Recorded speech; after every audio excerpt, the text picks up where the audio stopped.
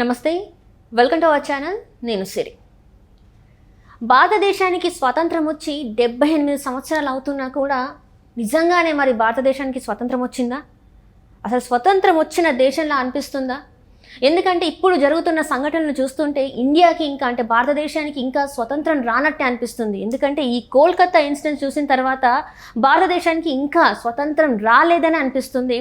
ఎందుకంటే తన పనిచేస్తున్న ఒక ఆసుపత్రిలోనే తన పైన జరిగిన అఘాయిత్యం, అంటే తనని అత్యాచారం చేసి తనని చంపిన విధానాన్ని చూస్తుంటే అయితే ఇంకా దేశానికి స్వతంత్రం రాలేదేమో అనిపిస్తుంది. అసలు ఏం జరిగింది కోల్కతా ఆర్జికర్ హాస్పిటల్లో? ఏం జరిగింది?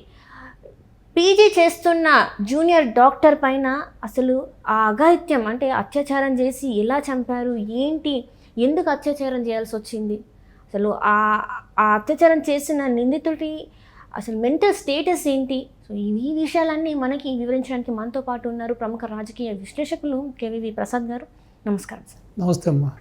సార్, ఇప్పుడు చూస్తున్నట్టయితే అసలు ఆడపిల్లలు ఇంట్లో బయట పనిచేసే స్థలాలలో కూడా రక్షణ లేదనిపిస్తుంది.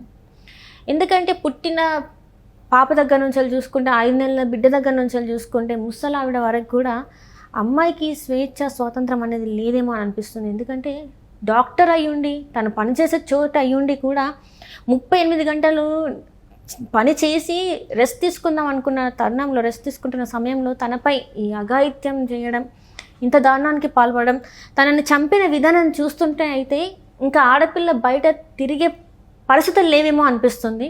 అసలు ఏం జరిగింది సార్ కోల్కతాలో ఆర్జికర్ హాస్పిటల్లో? అది గవర్నమెంట్ హాస్పిటల్. అసలు ఏం జరిగిందంటారు? అసలు ఈ ఇన్సిడెంట్ చూస్తే మీకు అసలు ఏమనిపిస్తుంది అంటారు? ఇది చాలా అసలు ఏం మాట్లాడాలో కూడా తెలియట్లేదమ్మా. అది ఇన్సిడెంట్ జరిగిన 12వ తారీఖు నుంచి కూడా ఎన్ని రోజులు న్యూస్ చూస్తున్నప్పుడు నిజంగానే నాకు కూడా 2 అమ్మాయిలు ఉన్నారు. సో చాలా బాధగా ఉంది. అది అసలు ఇది ఏంటంటే చాలా దురదృష్టకరం. ఇప్పుడు ఒక డాక్టర్ తయారవ్వాలంటే ఎంత కష్టమమ్మా. అందులోనూ ఒక చిన్న ఫ్యామిలీ నుంచి వచ్చిన ఒక అమ్మాయి తను కష్టపడి ఆ స్థితికి వచ్చిన తర్వాత ఇంత అర్ధాంతంగా ఒక డాక్టర్ అయ్యి పీజీ చేస్తుండగా ఈ విధంగా తన లైఫ్ ఈ విధంగా అయిపోవడం అన్నది చాలా దురదృష్టకరం. అంటే ఎంతోమంది ప్రాణాలు కాపాడవలసిన ఆ అమ్మాయికే, ఆ డాక్టర్కే ప్రాణాలకే రక్షణ లేదంటే ఇంకా అసలు నిజంగానే మీరు చెప్పినట్టుగా 78 సంవత్సరాల్లో మనం ఏం సాధించాం, ఏం పురోగతి చెందాము, ఏం ముందుకెళ్తున్నాము అంటే కేవలం ఒక ఇండస్ట్రీ పరంగానో లేకపోతే డబ్బు పరంగానో ఆర్థికంగానో కాకుండా అసలు మానవతా విలువలు ఉన్నాయా? మానవతా విలువలు మంట కలిసిపోతున్నాయి. అసలు ఎక్కడైనా సరే రొమాంటిక్ గ్రౌండ్స్ ఉన్నాయా లేవా? సో ఎక్కడైనా ఏ దేశమైనా ఎంతసేపు మనం ఎంత బలంగా ఎదిగాము, లేకపోతే పక్క దేశాలని ఎంత భయపెడుతున్నాము, లేకపోతే ఆర్థికంగా మనం ఎంత ముందంజలో ఉన్నాము, మనం ప్రపంచ సూచికలో ఏ స్థానంలో ఉన్నామని జబ్బలు చరుచుకోవడం గొప్ప కాదనిపిస్తుంది నాకు. అంటే కనీసం గాంధీ మహాత్ముడు చెప్పినట్టుగా ఆడది ఏ రోజునైతే అర్ధరాత్రి కూడా ఈ ఫ్రీగా తిరుగుతుందో ఆ రోజే మనకు నిజమైన స్వాతంత్రం వచ్చిన రోజు అని చెప్పాడు ఆయన మహానుభావుడు. సో ఆ పరిస్థితులు అయితే ఈ దేశంలో కనపట్లేదు. ఏదో మనం ఈ రోజున 3G 4G 5G అంటున్నాం, టెక్నాలజీ అంటున్నాం, అరచేతిలోనే ప్రపంచం ఉందంటున్నాం. అలాగే ఎవరు చూసినా సరే డాక్టర్లు, ఇంజనీర్లు, సో రకరకాల ప్రొఫెషనల్స్ అంటున్నాం. సో ఇటు ఎడ్యుకేషన్ పరంగా ఎంతో ముందున్నామని మనం చంకలు కొట్టుకుంటున్నాం. కానీ ఏమీ లేనప్పుడు, పెద్దగా చదువు సంధ్యలు లేనప్పుడే ఒక స్త్రీని ఈ దేశంలో గౌరవం ఇచ్చారు. ఒక స్త్రీకి మనుగడ ఉంది, ఒక స్త్రీకి భవిత ఉంది.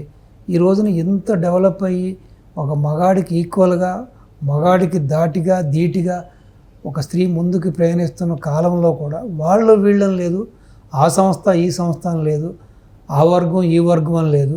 సో ఎన్ని రంగాలు ఉన్నాయో అన్ని రంగాల్లో కూడా స్త్రీ ఈ రోజున మగవాడికి మించి, మగవాడి యొక్క శక్తియుక్తులను మించి తన శక్తియుక్తులతోటి ఏ విధంగా ఇండస్ట్రీ రన్ చేస్తుంది, ఏ విధంగా సర్వీస్ సెక్టర్లో పనిచేస్తుంది, మిలిటరీ, నేవీ, ఇటు అన్ని రంగాల్లో కూడా ఒక ఏమాత్రం ఒక మగవాడికి తీసుకోకుండా స్త్రీ జాతి ఏ విధంగా ముందుందో మనం చూస్తున్నాం.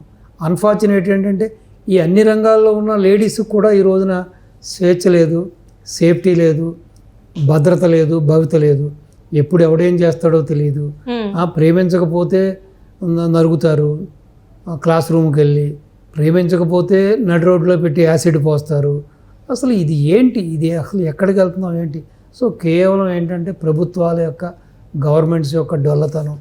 ఎవడో ఒక ఎమ్మెల్యే తాలూకా వ్యక్తో, ఎంపీ తాలూకా, మినిస్టర్ తాలూకా వ్యక్తి వాడిని ఎలా బయట వేయాలని చెప్పి ఈ ప్రభుత్వాలు, ఈ రాజకీయ నాయకులు కృషి చేస్తున్నారు. కానీ అసలు ఈ క్రైమ్ పునరావృతం అవ్వకూడదు, మళ్ళీ ఇంకొక అమ్మాయి బలి అవ్వకూడదు అనే దిశగా ఎక్కడా కూడా చర్యలు తీసుకున్న దాఖలాలు ఈ దేశంలో కనిపించట్లేదు. ఇప్పుడు ఒక డాక్టర్కే ఈ పరిస్థితి అంటే, ఇప్పుడు మనం వైద్యో నారాయణో బ్రహ్మ అంటాం మనం. అటువంటిది ఒక డాక్టర్కే ఈ పరిస్థితి అంటే ఇంకా సామాన్యుల పరిస్థితి ఏంటి చెప్పమ్మా? ఇప్పుడు మనం దేవుడు ఉన్నాడని నమ్ముతాం, అది అల్లా అయినా, జీసస్ అయినా, రాముడైనా సరే. సో అది ఒక నమ్మకం, అది ఒక బిలీవ్నెస్.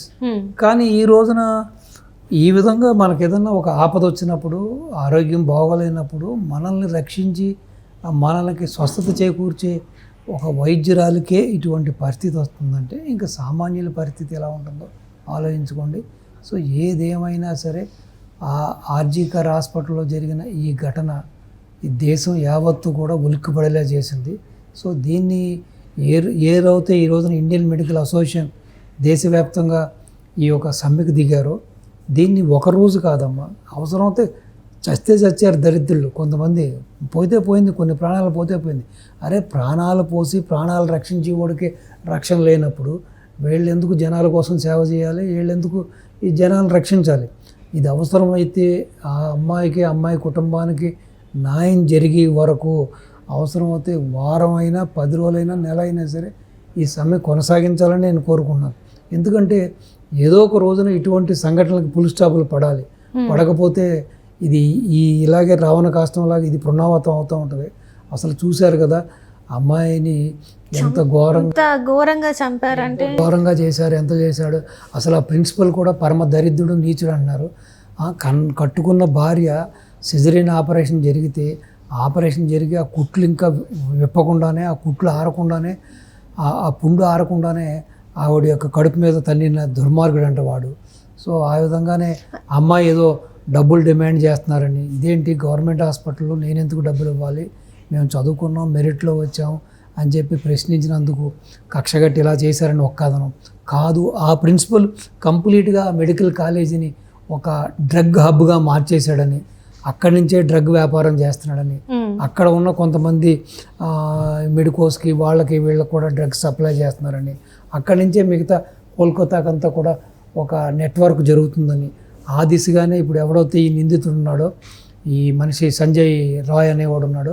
సో వీడు కూడా ఒక సివిక్ వాలంటరీగా పనిచేస్తున్నాడు పోలీస్ డిపార్ట్మెంట్ తోటి. సో వాడు ఎప్పుడు చూస్తే వాడి షర్ట్ మీద కూడా కేపీ అని, కోల్కతా పోలీస్ అని ఉంటుందంట. సో దానివల్ల ఏంటంటే వాడికి ఎక్కడికి వెళ్ళినా యాక్సెస్ ఉందంట. ఈ హాస్పిటల్లో కూడా ప్రతి చోటకి యాక్సెస్ ఉంది. అలాగే ఈ మెడికోస్ వీళ్ళంతా శ్వేత తీరేటప్పుడు, నైట్ పడుకునేటప్పుడు ఆ రూమ్స్లోకి ఎవరికి అలౌ ఉండదు. అలాగే వాళ్ళన్నీ కూడా ప్రైవసీ ఉంటుంది. అటువంటిది ఈ దుర్మార్గుడు అక్కడికి వెళ్ళాడంటే ఎవరో ఈ అమ్మాయి యొక్క సహచరులు కూడా సహకరించారు. ఏదో గొడవ జరిగిందని, వీళ్ళ మధ్య ఏదో గొడవ పడ్డారని, సో వాళ్ళే కావాలని చెప్పి వాడికి యాక్సెస్ ఇచ్చారని చెప్పి, లేకపోతే వాడు అక్కడికి రాలేడని చెప్పి కూడా జరుగుతున్నాడు. ఏదేమైనా మమతా బెనర్జీ కూడా ఒక స్త్రీ కాబట్టి, సో ఆవిడ కూడా ఒక మాతృమూర్తే కాబట్టి డెఫినెట్గా ఆవిడ దీని మీద కఠినమైన యాక్షన్ తీసుకోవాలి. డెఫినెట్గా దీని వెనకాల ఎవరున్నారు, అసలు ఇంత ఘోరంగా అమ్మాయిని చంపేయడానికి కారణం ఏంటి? ఇప్పుడు చంపేయడం అంటే ఏదో ఒక ఇంజెక్షన్ చేసో లేకపోతే ఏదన్నా ఒక పీక్ కోసో చంపేయచ్చు. కానీ ఇంత ఘోరంగా కళ్ళు పీకేసేసి, పళ్ళు పీకేసేసి, ఆ యొక్క మర్మాంగాలన్నిటి మీద కూడా డ్యామేజ్ చేసి, ఆ దగ్గర 150 ml స్పెరమ్ ఉందంటున్నారు. అంటే ఒక మనిషికి 7 నుంచి 10 ml స్పెరమ్ వస్తుంది. అంటే 150 ml అంటే సో మనం డివైడ్ చేసుకున్నా కానీ దగ్గర 10-15 మంది కానీ మానభంగం చేస్తే కానీ అంత స్పెరమ్ అక్కడ అకోములేట్ అవ్వదు.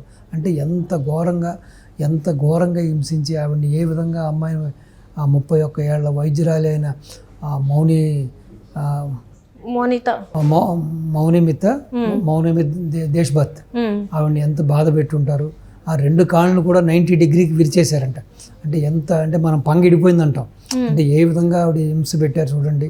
సో ఏది ఏమైనా సరే అమ్మాయి ఆత్మకు శాంతి చేకూరాలంటే ప్లస్ మరొక డాక్టర్, మరొక అమ్మాయి, మరొక స్త్రీ ఇటువంటి యొక్క హింసకు కానీ ఇటువంటి యొక్క అత్యాచారానికి గురి కాకుండా ఉండాలంటే కఠినమైన చట్టాలు తీసుకురావాలి.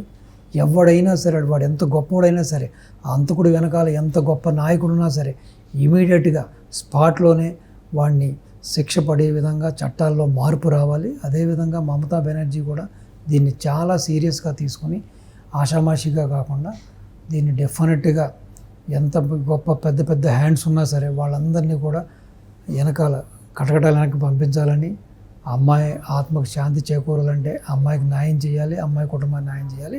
సో ఇవన్నీ పరిపాటి అయిపోయిందమ్మా.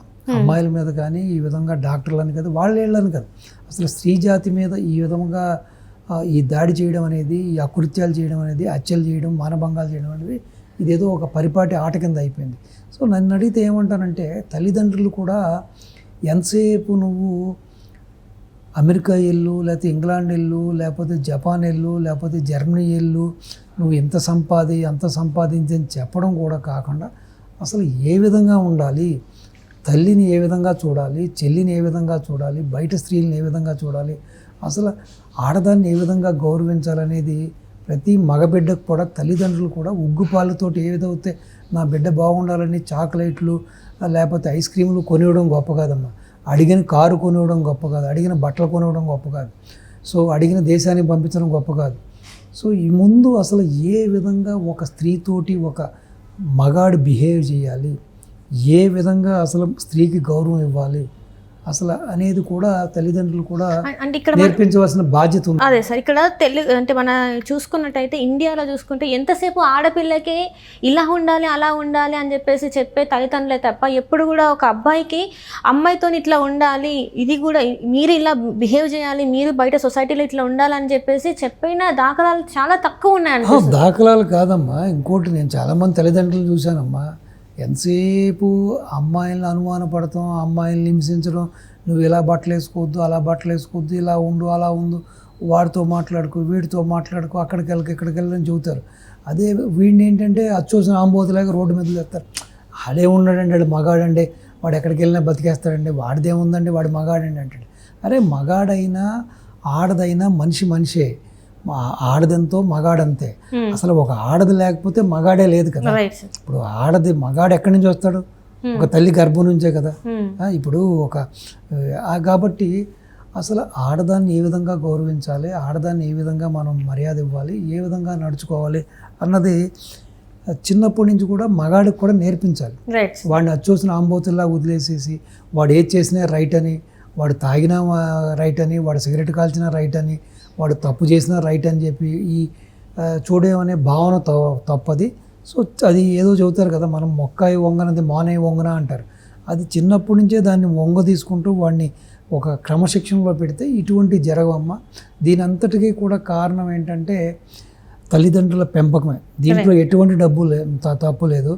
సో ఇప్పుడు ఒకప్పుడు టీచర్స్, మా చిన్నప్పుడు అంతా టీచర్ మమ్మల్ని కొడితే మళ్ళీ మమ్మల్ని కొట్టేవాళ్ళు ఇంట్లో. ఏదో తప్పు చేసావు కాబట్టి కొట్టానని చెప్పి మళ్ళీ టీచర్ దగ్గరికి వచ్చి గురుగారు తోలు తీసేసేయండి, ఏం పర్లేదు, వాడు బాగా చదువుకోవాలని చెప్పేవారు. ఇప్పుడు టీచర్ ఏదన్నా ఖండిస్తే మొత్తం కుటుంబం అంతా వెళ్ళిపోయి ఆ టీచర్ మీద దాడి చేయడం. మేము ఎంత కష్టపడి కన్నాం, వీడిని ఎంత కష్టపడి పెంచుకున్నాం, నువ్వు ఎలా కొడతావు అని చెప్తే ఇంక వీడు ఎక్కడ బాగుపడతాడు, వీడు ఆ భయం లేకుండా పోయింది. సో కాబట్టి ఇవి తల్లిదండ్రులు మారాలి, సొసైటీ మారాలి, రాజకీయ నాయకులు మారాలి. సో మగాడి మైండ్ సెట్ కూడా మారాలి. ఆడదంటే ఆడ వస్తువు కాదు, ఆడదంటే ఒక ఆది పరాశక్తి. ఇప్పుడు కోల్కతాలో కాళికాదేవిని బ్రహ్మాండంగా పూజిస్తారు, చాలా గొప్పగా దసరా అసలు చాలా గ్రేట్గా చేస్తారు. మరి అటువంటి కోల్కతాలోనే ఒక స్త్రీమూర్తికి, ఒక డాక్టర్కి వాళ్ళు విలువ ఇవ్వట్లేదంటే, ఇంత ఘోరంగా నేరం చేసి ఇంత ఘోరంగా చంపేశారంటే ఇంకా వాళ్ళ మనుషుల పశువులు అనుకోవాలి. ఇప్పుడు ఎక్కడో రాతి విగ్రహాలని, దేవుడి బొమ్మల్ని పూజించడం కాదు, నిజంగా కళ్ళ ముందున్న స్త్రీమూర్తిని పూజించండి రా. స్త్రీకి గౌరవం ఇవ్వండి, అది నేర్చుకోమని చెబుతున్నాను సొసైటీకి. Thank you so much. నమస్తే అమ్మా, థ్యాంక్ యూ.